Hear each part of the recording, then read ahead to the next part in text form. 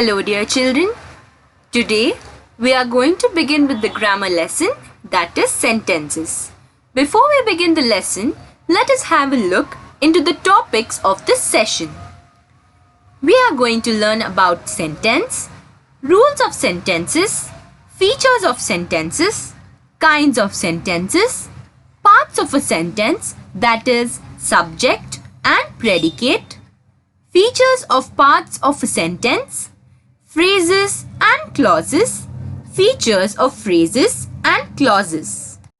Let us now learn what a sentence is. A sentence is a group of words that makes complete sense. It contains a verb and a subject. Verb is nothing but the action word and subject is the noun or the thing or person about whom we are talking. Few examples are as follows. This is a new school. You can see that these examples make complete sense. Next, I like to play cricket.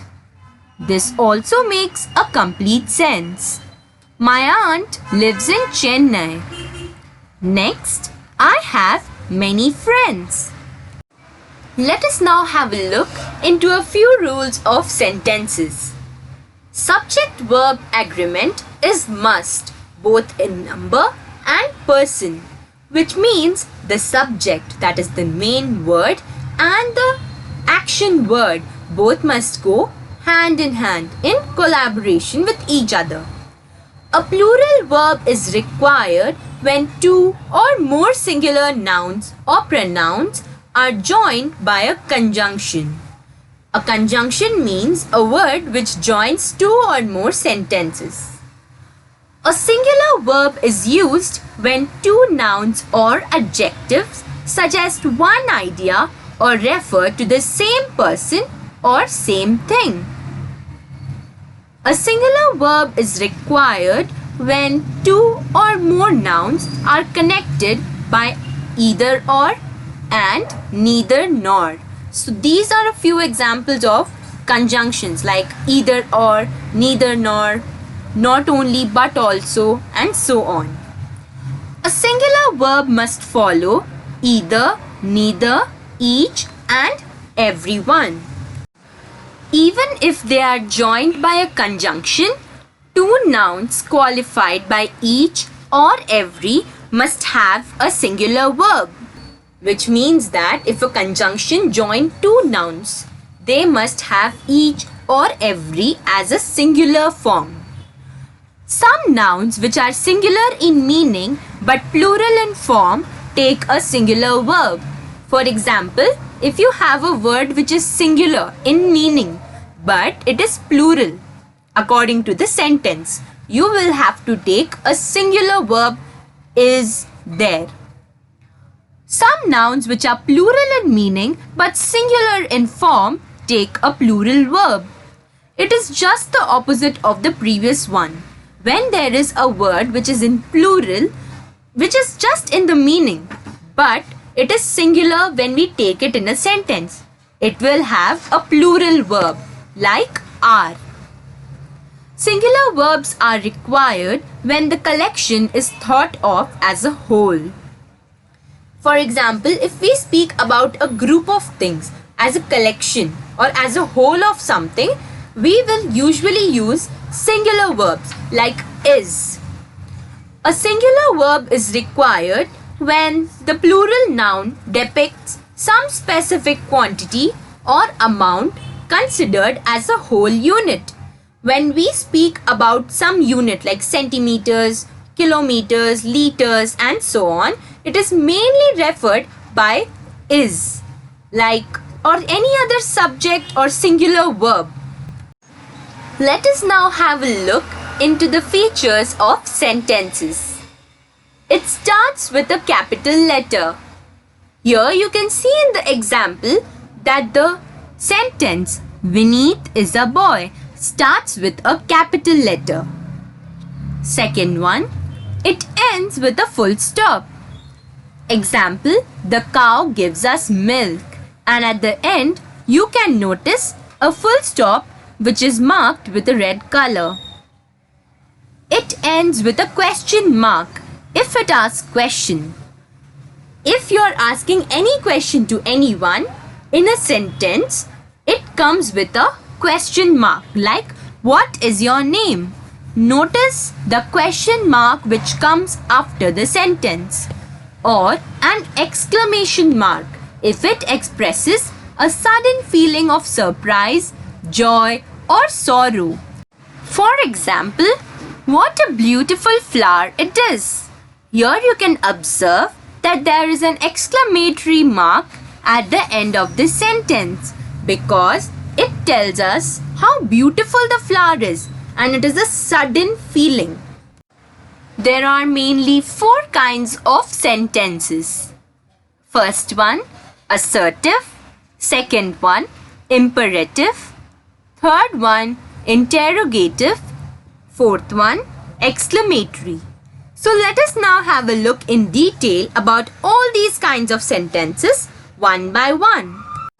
The first one, assertive or declarative sentence. A sentence that declares or states something is called an assertive or declarative sentence. It ends with a full stop. So if we are declaring something or we are pressurizing on something that this is the thing what we are trying to tell, then it is known as a declarative or assertive sentence. Mainly all kinds of assertive sentences end with a full stop. Assertive or declarative sentences are of 2 types. Affirmative, which means positive sentences.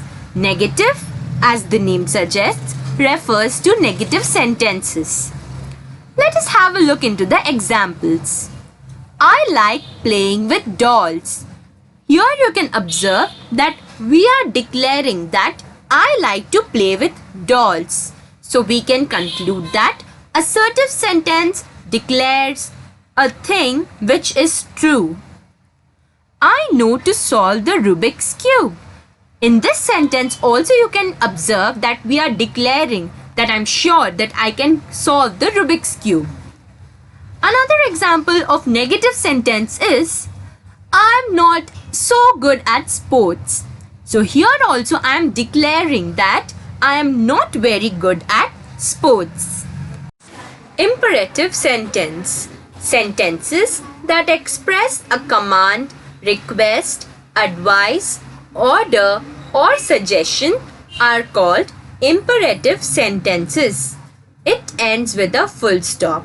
So the sentences in which you are giving a command to someone or you are requesting something from someone, giving a advice to someone, ordering someone to do something and giving a suggestion, such words when we include in our sentences, it becomes an imperative sentence.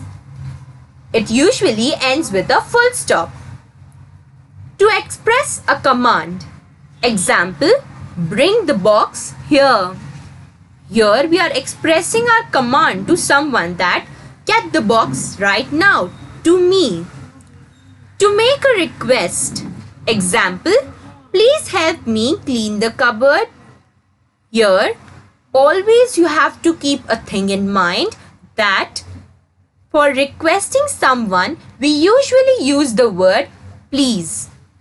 Here I am requesting someone to help me clean my cupboard. To give some advice. Example, never lose your patience. Here you can see that if someone is doing something wrong, we give them an advice that don't do it this way, do it the other way.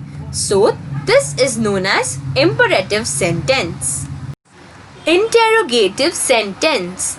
A sentence that asks a question is called an interrogative sentence.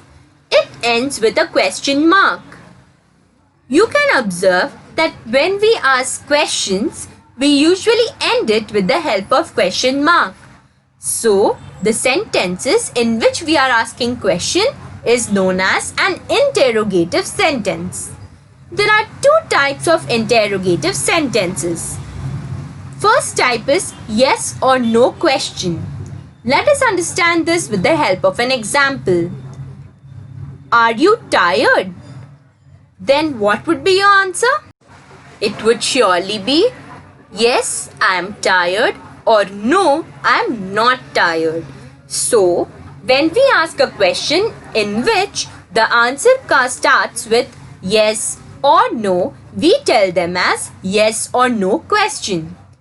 The second type of interrogative sentence is WH question. Example, who came to pick you up? From the example, you can observe that the first word in the question begins with WH. So another example is, which is the book you were reading yesterday?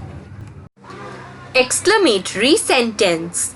Sentences that express strong feelings or emotions are called exclamatory sentences.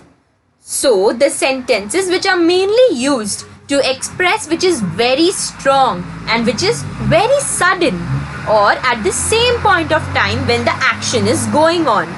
Such sentences are known as exclamatory sentences.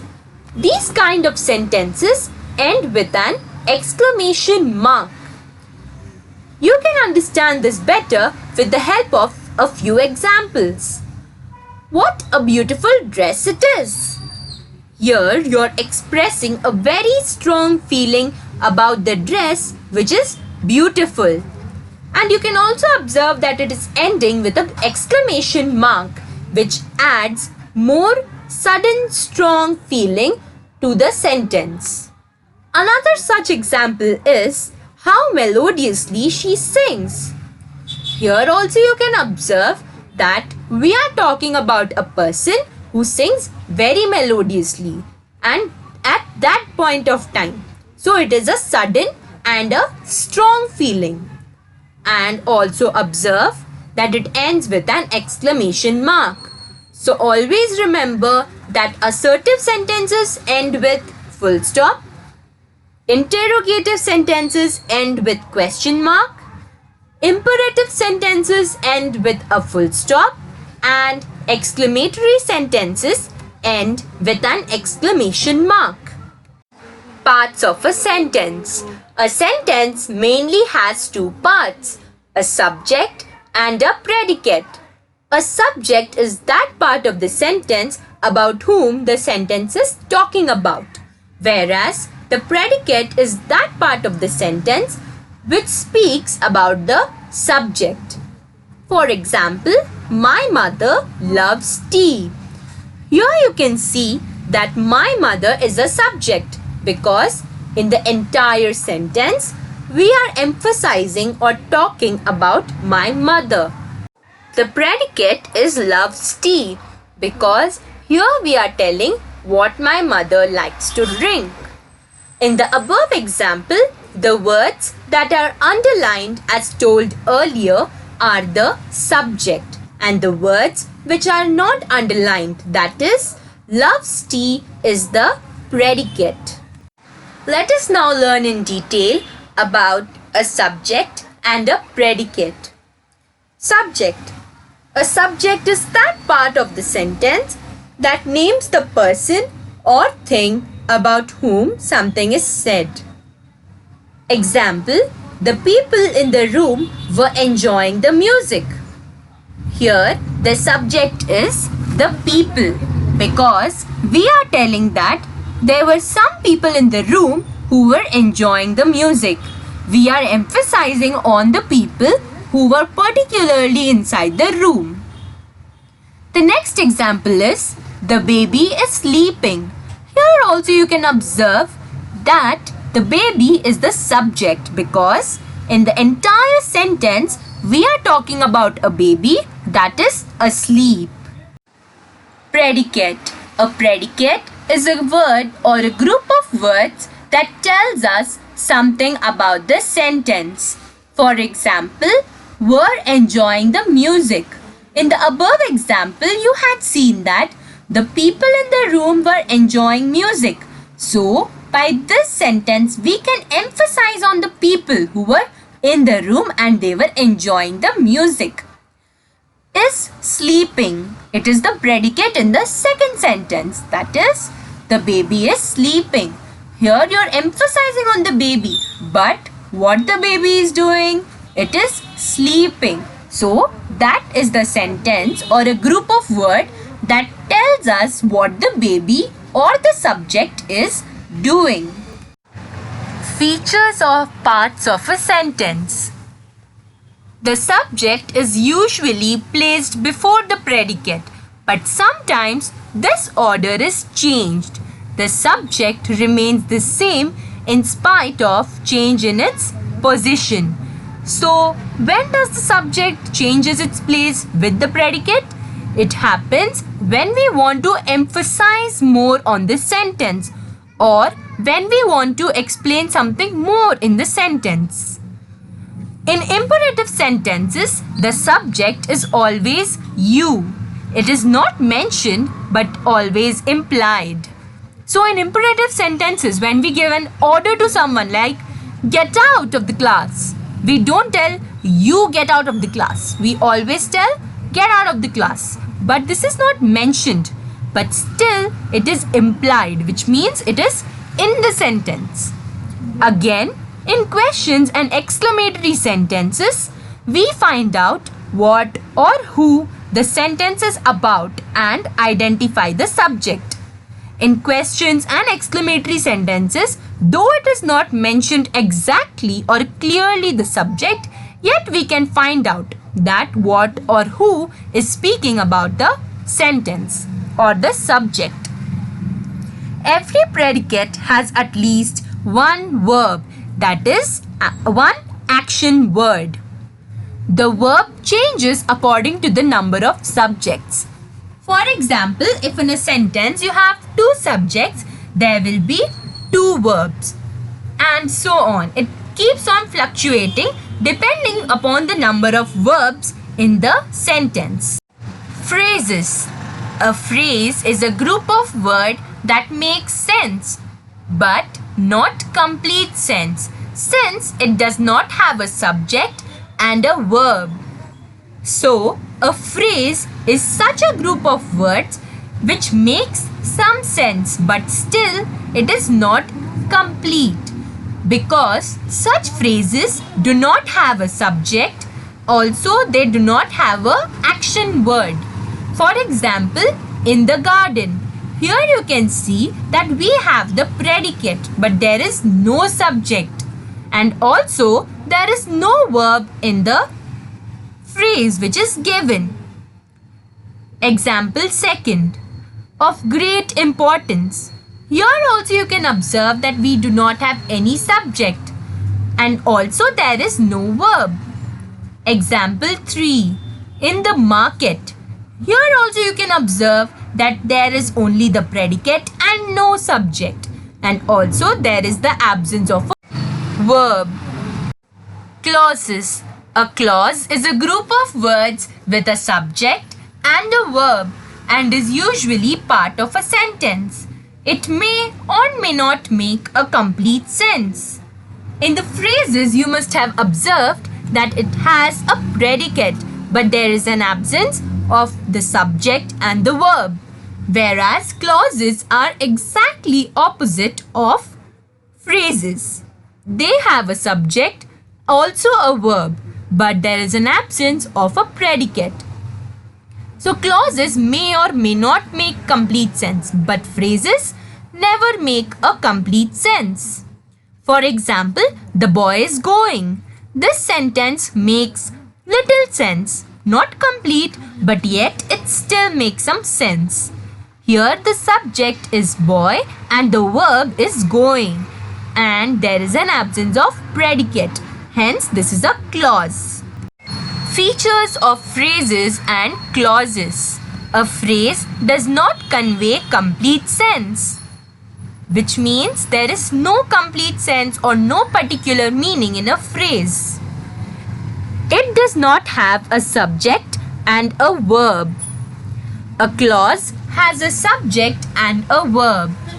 It may or may not make a complete sense.